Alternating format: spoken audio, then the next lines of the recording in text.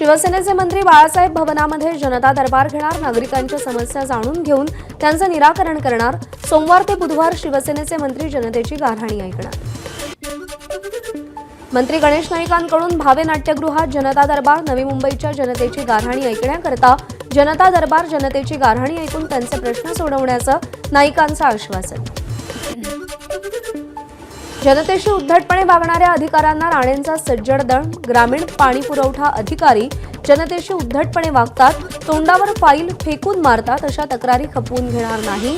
निलेश राणे, नारायण राणेंचा जिल्हा नियोजन बैठकीत इशारा।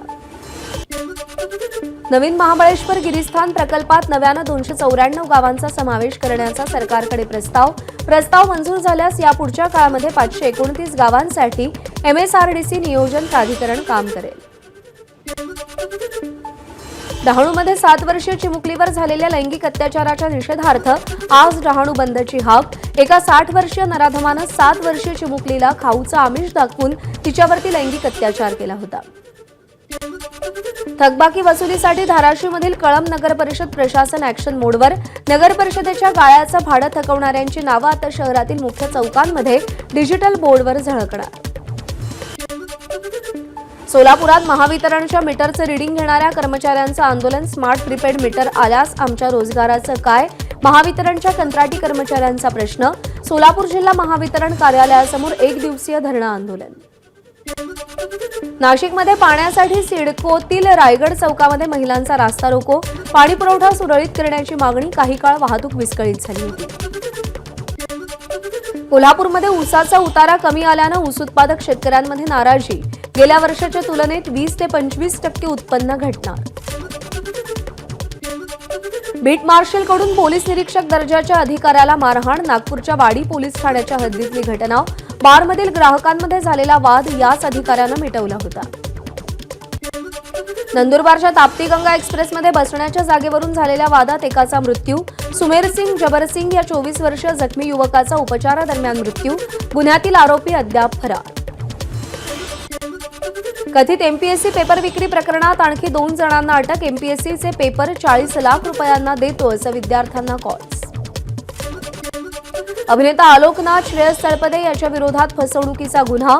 LUCC कंपनीमध्ये गुंतवणूक करण्याच्या बहाण्यानं 45 जणांकडून 9 कोटींहून अधिक रुपयांची रक्कम हडपल्याचा आरोप। प्रयागराजच्या महाकुंभ मेळ्यात आज अमृत स्नान। 5 कोटींपेक्षा जास्त भाविक स्नान करणार असल्याची शक्यता। महाकुंभ मेळ्यात 12 वाजेपर्यंत 1.25 कोटी भाविकांचं स्नान। देश विदेशातील भाविकांचंही त्रिवेणी संगमावर अमृत स्नान। कुंभस्नानामध्ये भक्तांमध्ये उत्साहाचं वातावरण।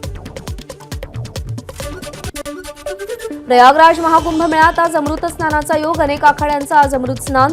श्री पंचायती आखाडा, पंचदशनाम जुना आखाड्यांसह अनेक आखाडे स्नानात सहभागी होणार। प्रयागराजमधील महाकुंभ मेळाव्यावर हेलिकॉप्टरद्वारे लक्ष। चेंगराचेंगरीच्या पार्श्वभूमीवर अमृत स्नानावर विशेष लक्ष। मौनी अमावास्येला झालेल्या अपघातानंतर अमृत स्नानाबाबत प्रशासन सतर्क। ठिकठिकाणी अतिरिक्त पोलीस बंदोबस्त तैनात। उत्तर प्रदेशचे मुख्यमंत्री योगी आदित्यनाथांकडून वॉर रूम मधून महाकुंभ मेळ्याचा आढावा, तर योग्य ते निर्देश देण्याच्याही मुख्यमंत्र्यांच्या सूचना। वसंत पंचमीनिमित्त उज्जैनच्या महाकालेश्वर मंदिरात भस्म आरती। मोठ्या संख्येनं भाविकांची भस्म आरतीसाठी हजेरी। बद्रीनाथ मंदिराचे दरवाजे 22 एप्रिलला उघडणार। चारधाम यात्रेलाही सुरुवात होणार। डॉलरच्या तुलनेत रुपया पहिल्यांदाच 87 पार। शुक्रवारी डॉलरच्या तुलनेत रुपया 86.61 वर बंद झाला होता। मात्र आज तब्बल 87 प्रति डॉलरवर रुपया। ब्रिटनचे माजी पंतप्रधान ऋषी सुनक यांनी मुंबईमध्ये क्रिकेट खेळण्याचा आनंद लुटला।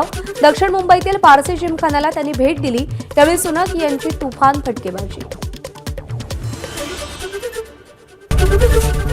ABP माझा, उघडा डोळे बघा नीट।